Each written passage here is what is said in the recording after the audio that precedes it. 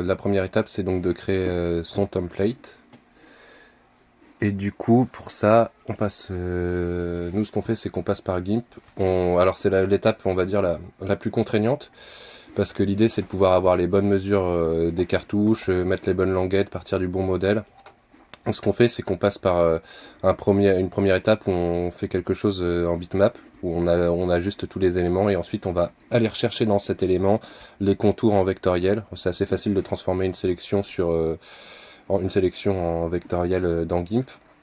Donc ça nous fait les contours, et après on va les retracer, on va aller rechercher les différents traits de traçage pour faire les plis. Ça, c'est la première étape, et une fois qu'on peut exporter le modèle en SVG, on va aller l'importer dans le logiciel de la Scan Cut. On vient importer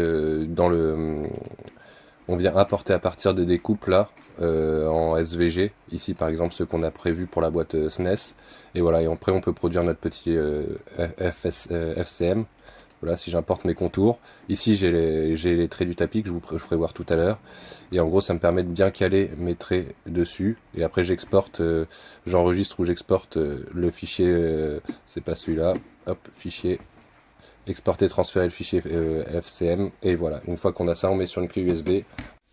Donc là, on va passer à l'étape création des feuilles plastiques qui vont nous permettre de faire nos crystal box.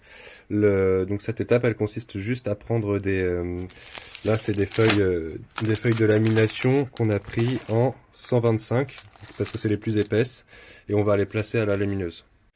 Donc voilà, on prend la petite feuille de lamination, on la passe sans rien dedans. Et voilà, et on attend de pouvoir la récupérer. Au final, je vous fais pas l'affront de laisser la vidéo pendant tout, mais en gros, au final, on obtient une petite feuille comme ça, plastifiée, assez rigide, qu'on va pouvoir découper avec le modèle qu'on a créé précédemment. Donc voilà, là on passe à l'étape avec notre fameuse machine magique, la Scan Cut. Donc je vous fais voir, déjà, on a notre tapis qui doit être prêt à en coller, et on colle la feuille sur le tapis. Voilà.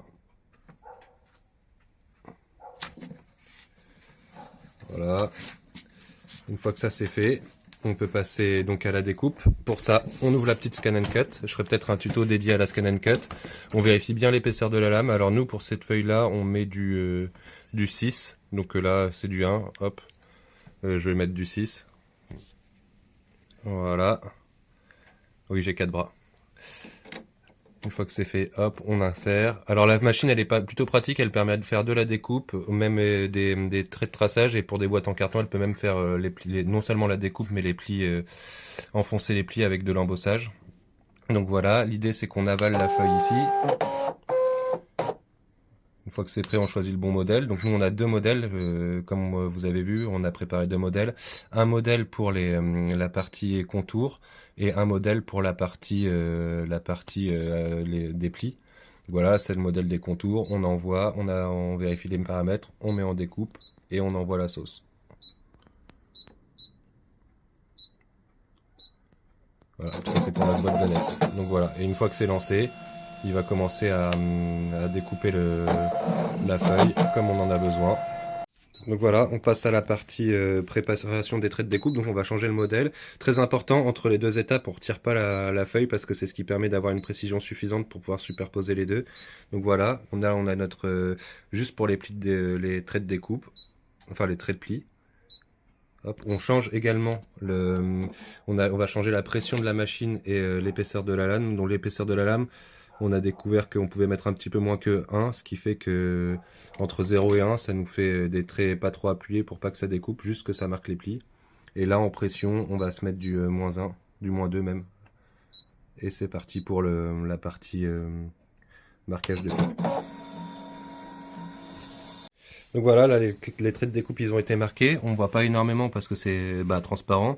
Donc ce qu'on fait, c'est qu'on va sortir maintenant c'est terminé, ok, et on va sortir la feuille. Voilà, c'est tout. Donc maintenant on va passer à l'étape, on va juste enlever une fois que c'est prêt, on a juste à enlever la feuille. Voilà, et là on voit qu'on a quand même notre comment dire, notre découpe qui est faite, et on a aussi les traits, un peu de marquage des plis. Donc voilà, pour finir le travail, ce qu'on fait, c'est qu'on prend un X-Acto, le fameux X-Acto de chez Action, Et puis c'est parti, on finalise un petit peu le travail pour enlever ce qu'il y a en trop. Voilà, et après on va plier tout ça et on va coller et normalement ça devrait être prêt.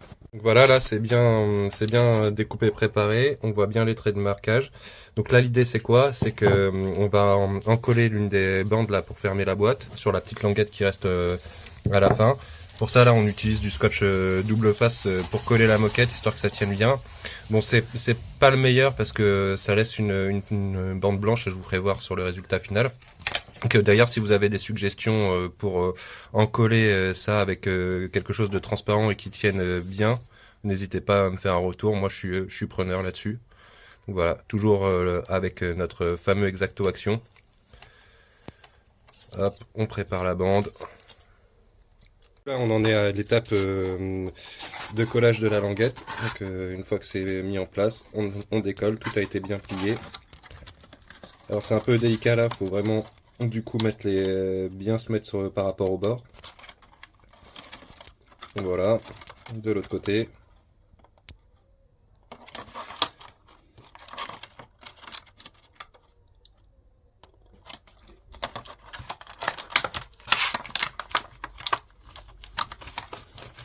Voilà, on appuie et on a notre boîte finie.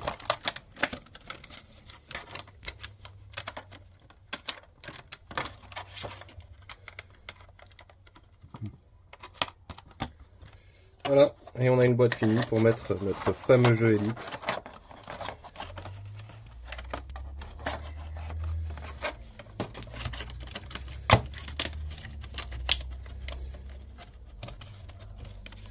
Et voilà, et du coup on a un résultat proche de ce qu'on pourrait avoir dans le commerce, hein. C'est nickel. Voilà, voilou.